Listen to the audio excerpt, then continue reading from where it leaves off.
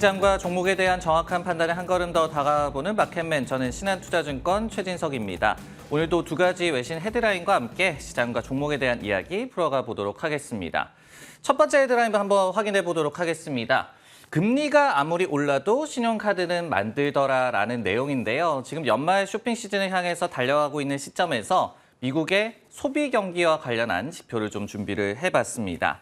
이날 뉴욕 연방은행에서 보고서를 발간했는데요. 근데 10월 달에 신용카드 신청률 애플리케이션 레이트이 27.1%로 전년의 26.5% 대비해서 오히려 올랐다라고 합니다. 신용카드를 발급받으려는 수요가 강하다는 점을 알려주는 그런 지표가 나왔는데요. 물론 이제 신용 전반에 대한 신청률 같은 경우에는 지난해 좀 반등한 이후에 다소 좀 주춤한 흐름을 보이고 있습니다. 하지만은 좀 신용 점수별로 따져봤을 때는 신용 점수가 높은 사람들, 그러니까 신용도가 충분한 사람들 사이에서는 역시 신용을 받는 것에 대한 수요가 유지가 되고 있는 것으로도 나타나기도 했습니다. 가파른 금리 인상으로 자금 조달 비용이 곳곳에서 좀 높아지고 있는 그런 상황이죠.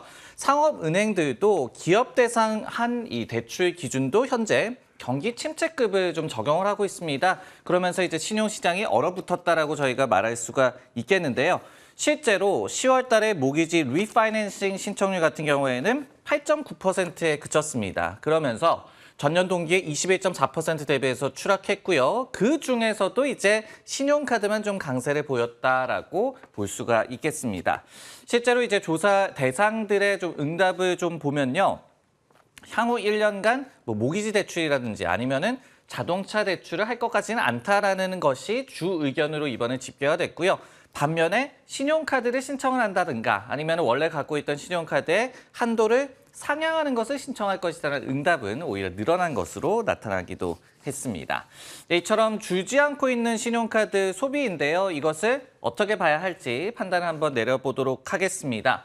제가 이 표현을 어떻게 했냐면요. 배드라고 좀 표현을 했습니다. 좀 의외일 수도 있을 것 같은데 현재는 어떤 소비를 지탱해주는 힘이 바로 이런 신용카드 발급에 대한 강한 수요라고 보여집니다.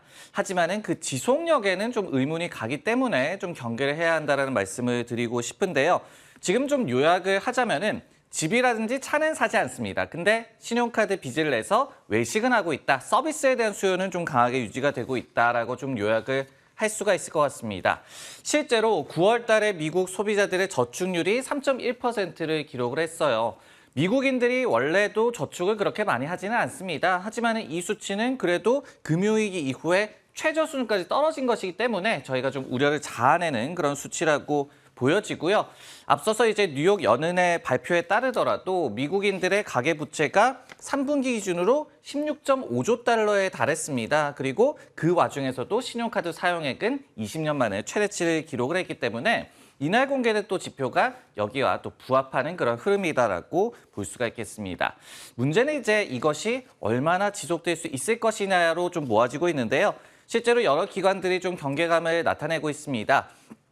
예를 들어서 펜티온 이코노믹스 같은 기관에서는 미국 가계들의 잉여 저축분이 1.4조 달러까지 지금 떨어진 상태다. 그러면서 한 1년 정도면은 바닥이 날 것이다라고 분석을 하고 있고요.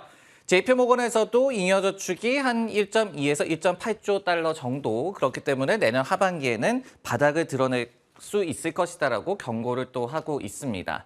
골드만삭스 측에서도요, 현재 25% 정도의 잉여 저축을 미국 소비자들이 소모했다라고 분석을 하고 있으면서 내년 말쯤에는 한 60% 정도까지도 소모를 할 수도 있을 것이다라고 분석을 또 하고 있습니다. 이날 모건 스탠리가 또 별도로 이 자료를 또 공개를 했는데요. 신용카드 연체율, 그 중에서도 30일 이상 연체를 한 악성 연체율 같은 경우에 2009년 이후에 가장 빠른 속도로 또 증가를 하고 있다라고 합니다. 강한 고용 시장이 지금까지는 소비를 또 지탱해주고 이렇게 신용카드 발급을 통해서도 소비를 많이 하고 있지만은 언제까지 이런 좀 의문이 드는 시점이다라고 보여지는 상황입니다. 네, 시장과 관련한 얘기 정리를 해봤고요. 이번에는 종목과 관련한 얘기로 넘어가 보도록 하겠습니다. 헤드라인 한번 살펴보죠. 또 샀다. 워런 버핏이 일본의 5대 종합 상사에 대한 지분을 확대했다는 소식을 한번 분석을 해볼 텐데요. 워런 버핏의 버크셔 해서웨이가 일본 종합 상사 5곳에 대한 지분 투자를 확대한 걸로 최근 공시를 통해서 밝혀졌습니다. 버크셔 같은 경우에는 예를 들어서 미쓰비시 같은 경우에 기존의 5.04%에서 6.59%로 그리고 마루베니 같은 경우에도 5.06%에서 거의 7% 가까운 지분율로 좀 확대를 했고요. 그러면서 5곳에 대해서 최소한 1%포인트씩 지분을 확대했다라고 이번 공시를 통해서 나왔습니다. 지난 2020년도 즈음에 워런 버핏이 처음으로 이들 회사에 대해서 좀 투자를 했었는데요. 그때 의중과 좀 부합하는 움직임이다라고 해석을 좀 할 수가 있을 것 같습니다. 그때 이제 뭐라고 얘기를 했냐면은 장기 투자를 할 것이고 그리고 지분율이 9.9%까지 오를 수도 있다라고 얘기를 했어요. 여기에 더해서 한 번 주식을 사는 걸로 그치지 않죠. 워런 버핏의 또 습관이 이번에도 나타난 것으로 해석할 수가 있겠습니다. 이와 관련해서도 시장에서 좀 긍정적인 반응을 나타내고 있는데요. 일본의 금융사입니다. 모넥스의 스트레티리스트 같은 경우에는 이들 상사들의 주가 상승은 물론 원자재가 상승과도 좀 연동을 했다라고 분석을 하면서도 그래도 주목할 만한 장점들이 더 있다라고 얘기를 했습니다. 그중에서도 실적 안정성이 뛰어나며 또 주주 환원 능력도 뛰어나기 때문에 워런 버핏이 추가 매수를 한 것으로 이렇게 해석을 하고 있습니다. 네, 판단을 한번 내려보도록 하겠습니다. 워런 버핏이 왜 일본 상사에 투자를 하고 있을까? 그리고 지금까지의 성과는 어땠을까? 굿이라고 좀 표현을 할 수가 있을 것 같은데요. 이유 있는 투자였다. 그리고 지금까지 성과도 매우 좋다라고 좀 요약을 할 수가 있겠습니다. 처음에 워런 버핏의 버크셔 해서웨이가 일본의 5대 종합상사를 매입한 게 지난 2020년 8월 말 정도였습니다. 근데 그때는 이들 회사가 굉장히 힘든 상황이었어요. 코로나19 여파도 있었었고 그리고 원자재가 하락도 있기 때문에 이런 이 에너지라든지 원자재들을 들여오는 상사들 입장에서는 실적이 부진하고 주가도 굉장히 침체에 빠져 있는 그런 상황이었습니다.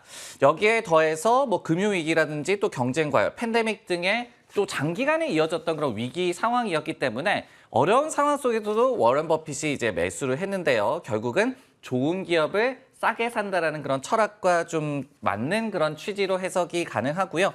여기에 더해서 이제 버크셔 해서웨이와의 어떤 사업 유사성에 따른 합작 사업에 대한 가능성도 염두를 하는 그때 매수라고 그리고 이번에 추가 매수라고 해석할 수가 있을 것 같습니다. 성과는 앞서 말씀을 드렸듯이 매우 좋았는데요. 예를 들어서 일본의 최대 상사 업체죠. 미쓰비시 같은 경우에는 지난 2020년 8월 말을 기준으로 봤을 때 지금까지 주가가 한 90%나 상승을 했습니다. 그리고 5개 상사의 좀 평균을 내보더라도 거의 100% 상승한 그런 같은 기간에 굉장히 높은 주가의 흐름을 좀 보여주고 있는데요.